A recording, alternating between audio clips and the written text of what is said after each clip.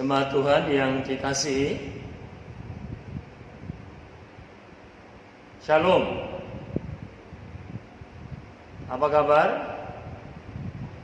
Puji Tuhan, saya percaya Bapak Ibu Saudara dalam keadaan baik-baik dan sehat-sehat selalu. Itu yang menjadi doa dan kerinduan saya. Saya rindu mendengar, saya rindu melihat Bapak Ibu Saudara tetap dalam keadaan baik-baik, sehat-sehat selalu. Haleluya.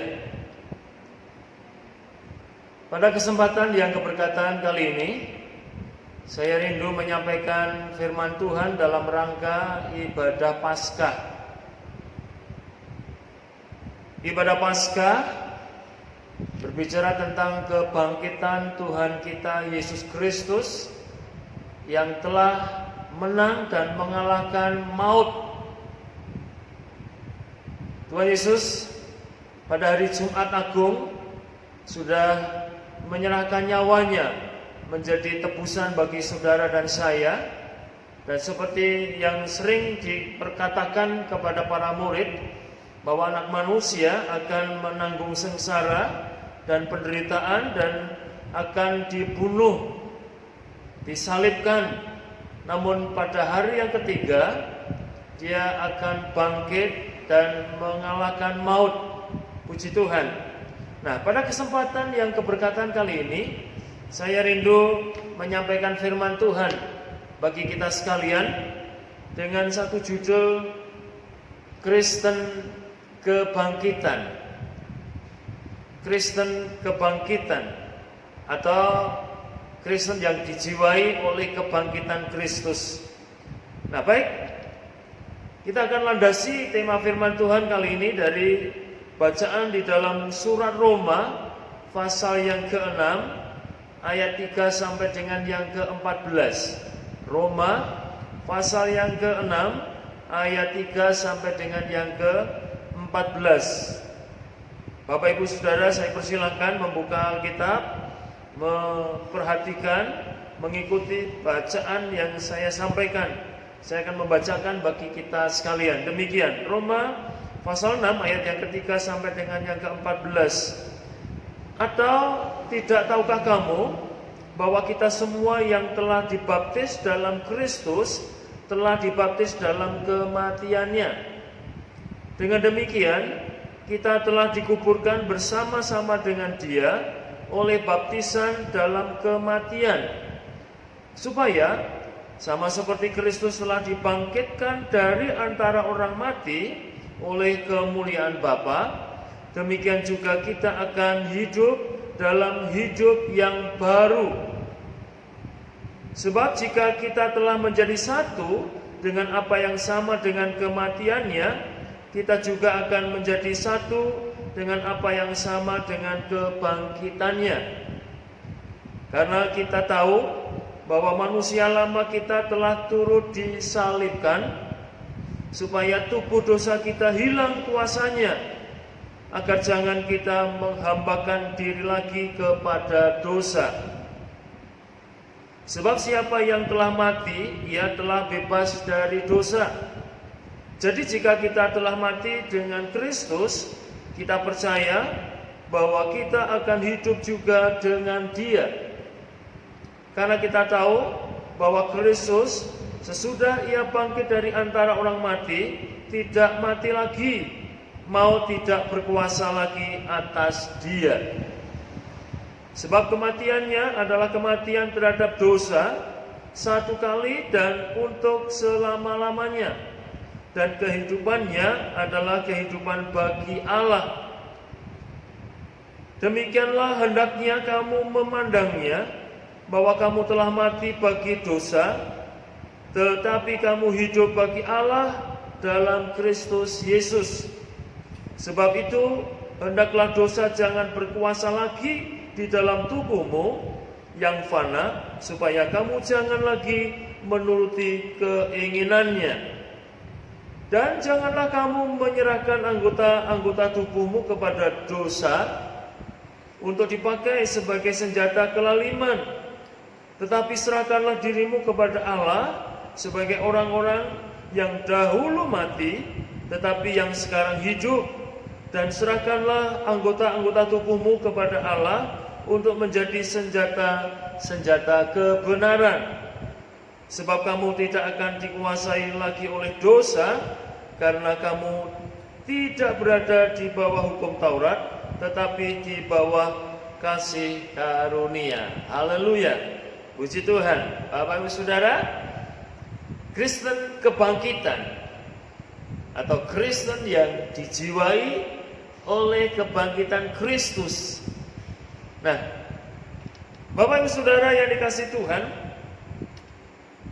melalui tema ini saya ingin berbicara tentang dua kebenaran yang menggambarkan, yang mencerminkan, yang menggambarkan bagaimana dalam kehidupan yang seturut dengan kehendak Allah, nama Tuhan dipermuliakan, nama Tuhan diagungkan, bukan sebaliknya, nama Tuhan dihujat, dipermalukan gara-gara si Kristen yang tidak hidup dijiwai oleh kebangkitan Kristus. Jangan itu kita hidupi. Kita justru harus menghidupi bagaimana kehidupan yang dijiwai oleh kuasa kebangkitan Kristus, yaitu kita dengan penuh kesadaran bahwa Tuhan memanggil kita dan menciptakan kita dalam ciptaan yang baru, diperlengkapi untuk maksud yang mulia, yaitu kita boleh hidup bagi Allah. Karena hidup bagi Allah itulah hidup yang akan kita nikmati dalam kekekalan. Hidup bagi Allah itulah hidup yang akan kita miliki dalam kekekalan, dalam kemuliaan. Nah, jadi Bapak Ibu Saudara yang dikasihi Tuhan, maka jangan sia-siakan hidup kita yang sudah ditebus, yang sudah diselamatkan, dan sudah diberi kemenangan melalui kuasa kebangkitan Kristus. Kita seharusnya hidup yang berkemenangan, hidup dalam kemenangan. Jangan kita menjadi orang Kristen yang kalah, jadi orang Kristen pecundang yang terus dipermainkan oleh iblis, diperhamba lagi oleh iblis untuk melakukan tabiat-tabiat lama. Tabiat lama harus kita buang jauh-jauh. Kedah kula panjenengan rucat gesang yang lami menika, samangke kita kedah ngrasuk gesang ingkang enggal, gesang ingkang kajiwa, ingkang kajiwa dening kuasipun nggih menika patanginipun Gusti, kuasa kebangkitan Tuhan kita Yesus Kristus. Nah, jadi dua hal ini saja yang saya rindu bagikan untuk mengingatkan kita pada hari ini dalam rangka memperingati kebangkitan Tuhan Paskah. Mari, meskipun kita memperingatinya dalam bentuk ibadah di keluarga yang sederhana, yang dalam situasi yang mungkin tidak secara hingar-bingar dalam kebersamaan ibadah bersama di gereja, tetapi saya tetap berharap, tetap berdoa. Mari, suasana yang mungkin hening, suasana yang mungkin dalam keadaan yang masih banyak pergumulan dengan situasi wabah ini, namun biarlah roh kita tidak padam, roh kita tidak menjadi mati, tapi justru hidup. Justru kita semakin menghayati kehidupan yang dijiwai oleh kuasa kebangkitan Kristus, yaitu melalui perubahan hidup kita dalam hati, pikiran, perasaan, perkataan, perbuatan kita diwarnai oleh kehidupan yang baru, kehidupan yang sejalan dengan firman Tuhan, seturut dengan firman Tuhan, sehingga hidup kita mempermuliakan nama Tuhan. Haleluya. Oleh sebab itu Bapak Ibu Saudara yang kasih Tuhan, mari dalam peringatan Paskah pada saat ini kita mau memiliki kehidupan Kristen kebangkitan, Kristen yang dijiwai oleh kuasa kebangkitan firman, oleh kuasa kebangkitan Kristus, sehingga firman Tuhan yang kita pelajari, kita renungkan setiap saat itu bukan hanya menjadi wacana, bukan hanya menjadi pengetahuan, bukan hanya menjadi pemahaman, tapi menjadi kebenaran yang kita hidupi, yang kita aplikasikan dalam kehidupan kita sehari-hari dimanapun kita berada. Haleluya. Oleh sebab itu Bapak Ibu Saudara, saya berdoa, mari kita bertumbuh bersama dalam kehidupan yang baru, kehidupan yang dikuasai oleh kebangkitan Kristus, sehingga kita bisa mempersembahkan yaitu kehidupan bagi Allah, bagi kemuliaannya. Puji Tuhan, haleluya. Selamat Paskah.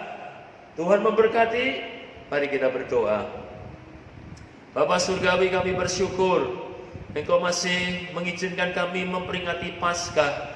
Tapi biarlah peringatan Paskah ini bukan hanya sekedar momentum yang hanya sepintas dan berlalu, tetapi biarlah itu menjadi momentum yang sangat penting untuk kami hayati, kami renungkan, di mana Tuhan, kami mau hidup dalam kehidupan yang baru dan bagi Allah, karena kami sudah diberi kemenangan oleh Kristus yang sudah menang atas maut. Biarlah kami menjadi orang Kristen yang sungguh-sungguh menang dan hidup bagi Allah, sehingga nama-Mu dipermuliakan lewat hidup kami. Berkati kami, kerohanian kami, untuk boleh semakin benar-benar mempermuliakan Tuhan. Kami mau menyalibkan hidup yang lama, dan kami mau menguburkan hidup yang lama, dan kami mau bangkit bersama dengan Tuhan dalam kehidupan yang baru, dan kami mau persembahkan hidup kami, hati, pikiran kami, perasaan kami, perkataan kami, perbuatan kami, bagi Allah, bagi kemuliaan-Mu, sehingga nama Tuhan disanjung tinggi, sehingga setiap lutut akan bertelut dan setiap lidah akan mengaku bahwa Yesus Kristus adalah Tuhan dan Juru Selamat. Haleluya, haleluya. Kami bersyukur dan berdoa. Sekarang saudara yang dikasihi Tuhan, kiranya anugerah, berkat, belas kasihan dan kemurahan Tuhan menyertai dan memberkati Bapak Ibu Saudara di dalam anugerah berkat Bapa dan Anak serta Roh Kudus yang menyertai saudara mulai saat ini sampai selama-lamanya. Yang percaya berkata amin, amin, haleluya. Tuhan memberkati. Sampai jumpa. Sehat-sehat selalu. Haleluya, amin.